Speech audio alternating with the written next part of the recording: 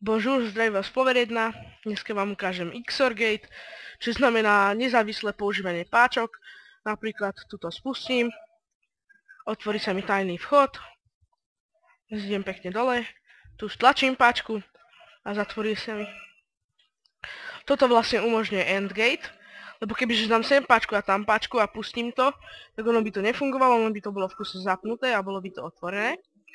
AND gate nám vlastne umožní jednoduché použitie nezávislosti páčok. Takže aby som vám to aj ukázal. Warlock, poď. Takže Warlocka asi počuť nebudeme, lebo sa asi hanbí. Zasmial sa, takže to sme vyhrali. Fuck, on sa zasmial. Všetci poďme plakať. Rip mouse. Ale nie. Pozeral si už novú časť. Vieš čoho? Nebudem reklamovať. Warlock. Tak ty vieš čoho, len nebudem reklamovať. Pozrel si už? Dobre to je.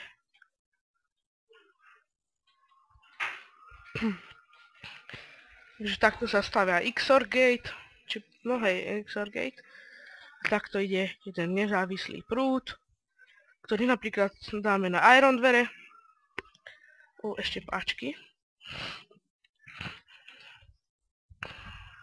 Stlačím jednu páčku, otvorí sa, druhou ňu môžem nezávislo otvoriť.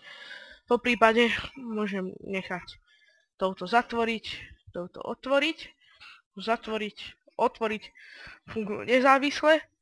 Vám ukážem nefunkčnosť. Máme tu dvere.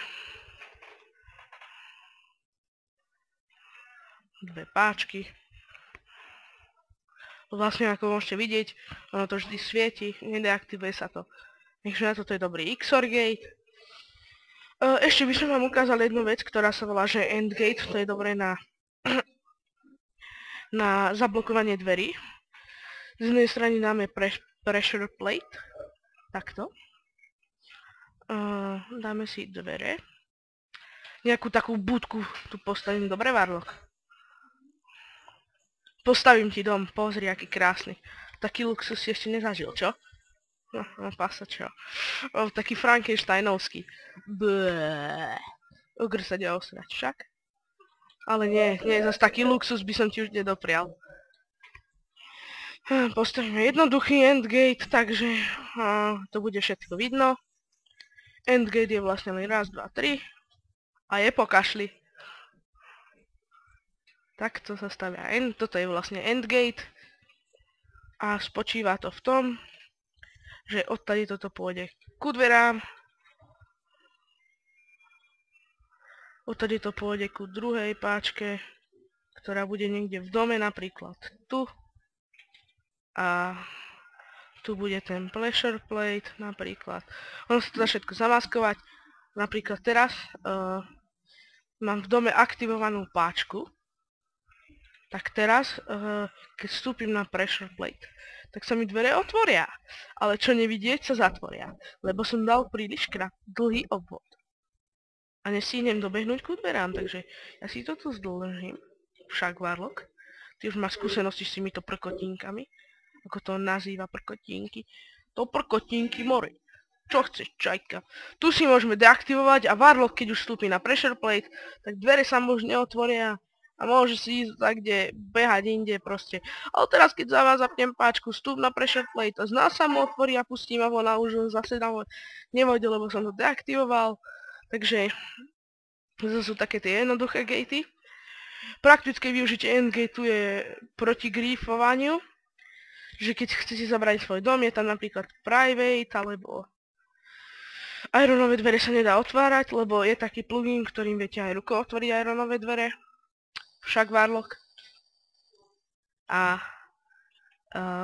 s tým proste je to blbé.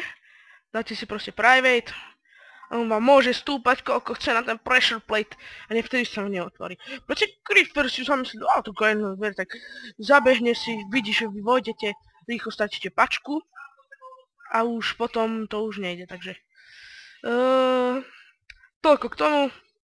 Ešte raz praktické využitie XOR gateu, ktoré je v mojom baráku, ktoré je zahalené ako pasa. Takto ono sa to pomaly aktivuje, lebo som tam dával spozdenie. To zavrie a proste môžem si uchrániť svoje čestky. Alebo si zobrať švestky, výjsť hore, stlačiť páčku, zatvoriť za sebou, stlačiť gombík, výjsť von cez ironové dvere. Napríklad môžete aj tu použiť aj dvojitý spôsob kombinovať AND gate s XOR gateom, že keď tu bude pressure plate, tam stlačíte páčku, tak dvere sa zablokujú, XOR gate sa aktivuje, otvorí vám to auto. To som už robiť nechcel, lebo to je fakt zložité. Prepájať dva gatey, myslím, takže dlhé obvody. Takže díky za pozornosť a aj Warlocku veľmi pekne ďakujem, že vystupoval v tomto dieli. Ak bude chcieť, tak aj v druhom dieli môže so mnou. V prípade dobre, Warlock. Čau. Čau, bonjour. Zdravím vás Flower 1. Dneska vám ukážem Endgate.